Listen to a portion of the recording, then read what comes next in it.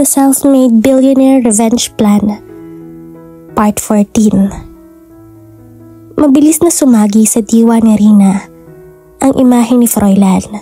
Napabangon siya dahil sa malisyosong pag-iisip. Ano bang nangyayari sa kanya?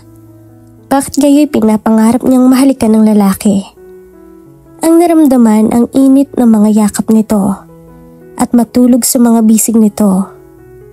Nahihibang na yata ako. Balisa si Froilan sa loob ng guest room. Mailap rin sa kanya ang antok. Hindi mawala sa isip niya ang dalaga. Kahit anong pilit niyang pagtataboy rito, ay ito pa rin ang naglalaro sa balintataw niya. In fact, he was so worried when she lost consciousness in front of him. Buong akala niya ay napapaano na ito. Saka lamang bumalik sa normal ang tibok ng puso niya nang masuri ito ng doktor. He even let her sleep in his room just to make sure that she's fine.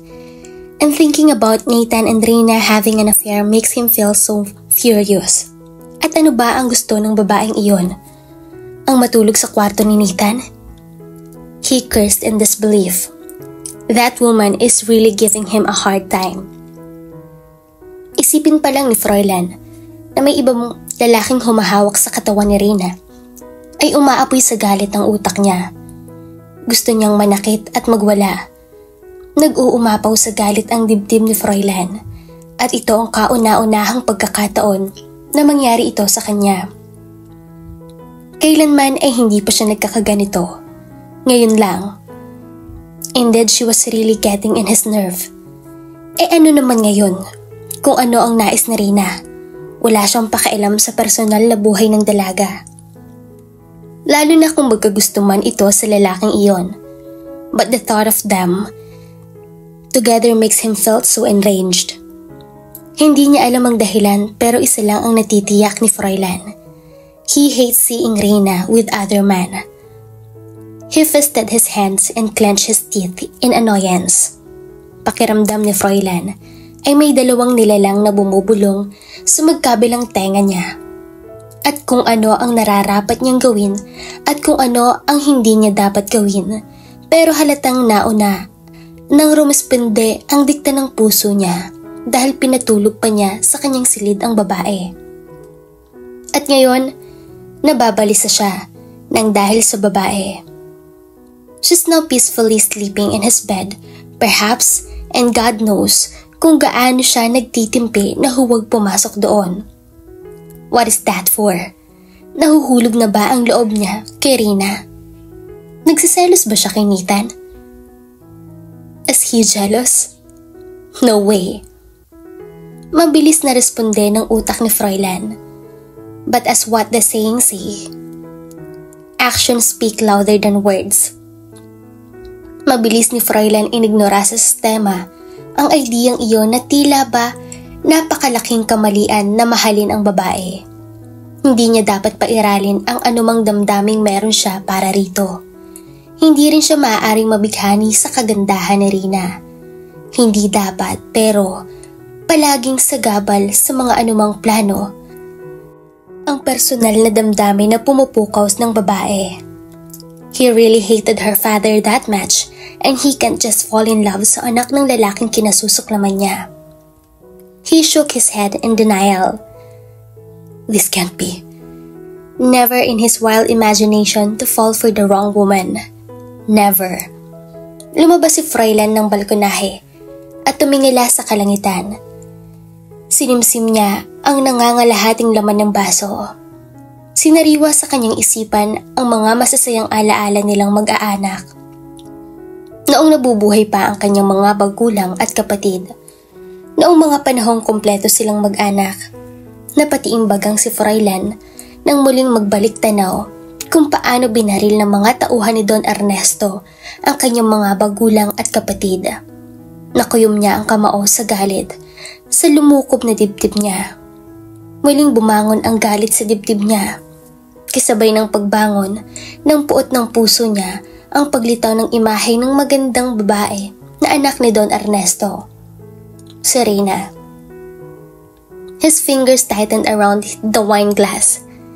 Hindi siya makakapayag na makuha ni Nathan ang dalaga. mananatili si Reyna sa mansyon at pagsisilbihan siya. But damn it, nasasaktan siya sa tuwing nakikita niya itong nahihirapan sa mga trabahong pinagagawa niya rito. She preferred to see her doing all the things that makes her happy. Pero sa tuwing naiisip niyang anak ito ng taong kinamumuhian niya, ay nagdidilim ang paningin niya.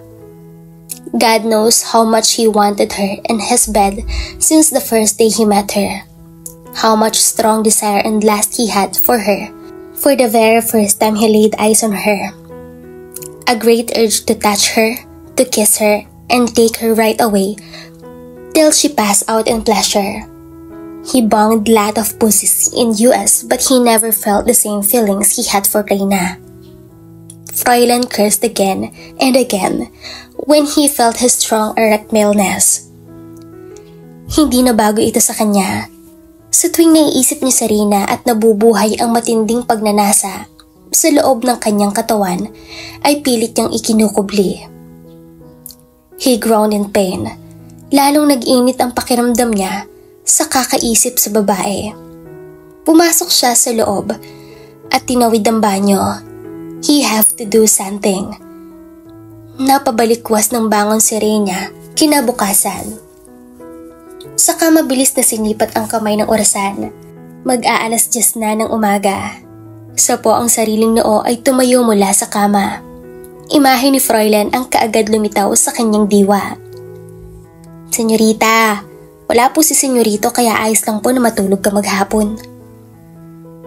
Nakangiting saad ni Aling Laura ni hindi man lang niya naramdaman ng presensya. Kinulat niyo naman po ako, Aling Laura. Ipagpaumanhin mo, senyorita. Wala ho iyon. Si Fräulein nga po pala. Saan ho siya nagpunta? Wala siyang sinabi. Alam mo naman ang lalaking iyon. Parang naglilihing ewan. Nangiti si Reyna sa tinurang iyon ng kasambahay. Ako na po ang maglilinis ng silid ni Fräulein, Aling Laura. Naku, senyorita. Mabuti pa'y bumaba na kayo at kumain. Ako nang bahala rito. Nagbilin rin po ang senyorito na maaari mo nang dalawin sa ospital ang iyong ama. Masayang pagbabalita pa ni Aling Laura. Sigurado ho ba kayo? Hindi makapaniwalang tanong ni Reyna. Oo, senyorita, pero umuwiran daw kayo agad ng maaga. Nabalot ng tuwa ang puso ni Reyna at nagningning ang kanyang mga matang yumakap sa may edad na babae. Babalik ho ako agad. Sagot ni Reyna. Akmang lalabas ng silid nang muling magsalita si Aling Laura.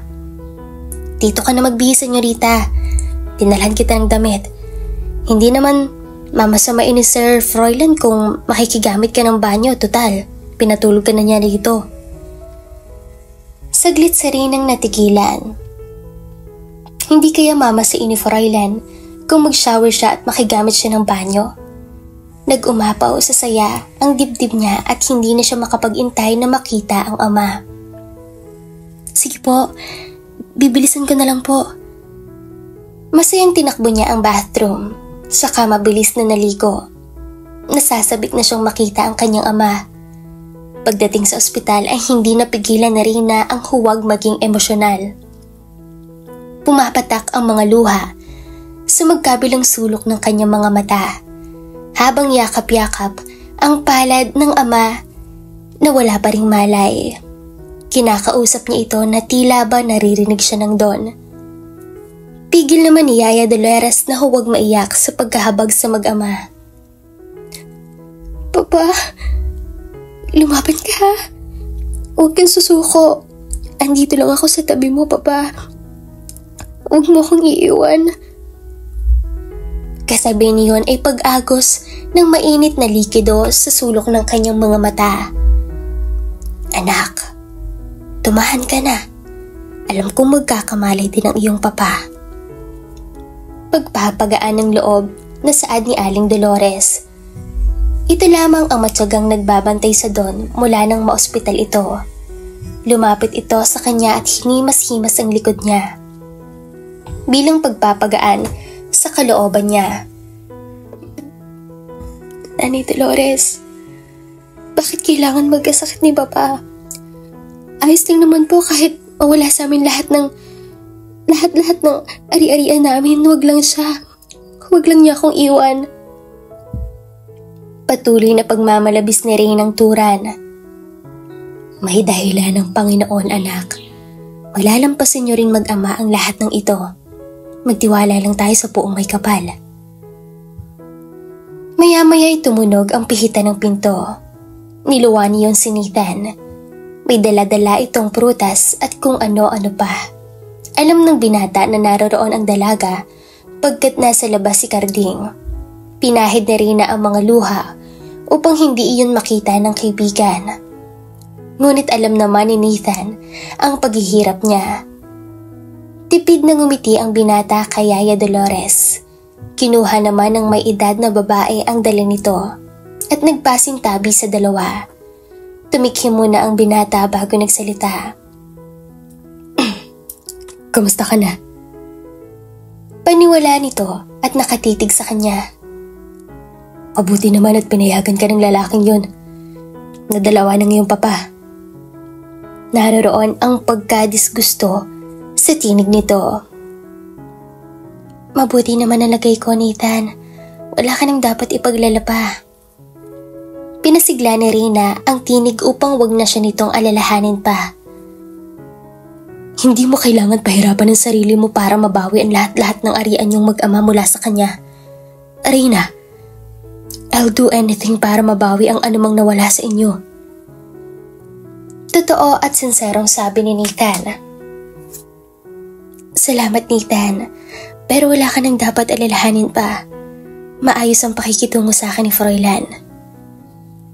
Bigla niyang naalala ang lalaki at ang kaabayitan nitong magpatulog nito sa kanya sa silid nito kagabi. Alam na rin ng mabait si Froilan sa kabila ng pagsusungit nito sa kanya. Napakalaki na ng naitulong ni Nathan sa kanilang mag-ama at ayaw na niyang abusihin ang kabaitan ng kanyang kababata. Ayos lang talaga ako, Nathan. Tiningala niya ito at tipid na nginitian. Kinuha nito ang kamay niya at pinisil. Don't ever hesitate to tell me everything, Reyna. Nandito lang ako kung sakaling kailangan mo ko. Salamat, Nathan. Hindi na Reynang napigilan ang huwag mapahikbi. Iyakap na Reyna ang binata upang maibsan ang bigat sa dibdib. Don't mention it. Piningot nito ang ilong niya. Ayan ka na naman eh. Because I don't want to see you cry, he said as he wiped the tears from the corner of her eyes. It will be fine, okay? So wag ka nang malungkot. Dinala siya nito sa dibdib at niyakap ng mahigpit. Bago umuwi ng mansyon, ay labis-labis ang pagpapasalamat ni Reyna kay Nanay Dolores sa kabutihang loob nito. Wala naman kasi silang ibang kamag-anak dahil naninirahan na sa ibang bansa. Gayunpaman ay ipinagpapasalamat niya sa Panginoon na may mga taong likas na mababait katulad na lamang ni Nanay Dolores at ng dating mga kasambahay nila. Fräulein took a deep breath when he saw the bouquet of flowers on top of his parents' grave. He hastily scanned the whole cemetery, hoping that he'll see anyone around, pero laglag ang mga balikat niya nang wala siyang makitang tao. Hindi ito ang unang pagkakataon na may nadatnan siyang mga bulaklak sa puntod ng mga magulang. Bigla ang pagbundol ng kaba sa dibdib niya. Could it be his older brother, Francis? Yes, kailanman ay hindi siya nawala ng pag-asa na buhay pa ang kapatid niya. But where is he? Matagal niya itong pinaghahanap pero hanggang ngayon ay wala pa rin resulta. Muli ay nagpakawala siya ng hangin sa dibdib. The thought of his brother, missing him even more. Miss na niya ang Kuya Francis niya. Nasasabik na siyang makita ito, mayakap at makasama. And he'll do everything just to find him. Kuya, sambit niya. Naluluha ang sulok ng mga mata. Hindi siya titigil hanggat hindi niya nahahanap ang Kuya Francis niya. Pinangako niya yon sa puntod ng kanyang mga magulang.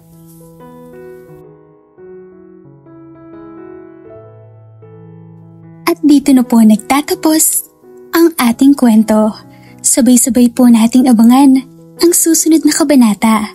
Maraming salamat po. Stay safe and God bless.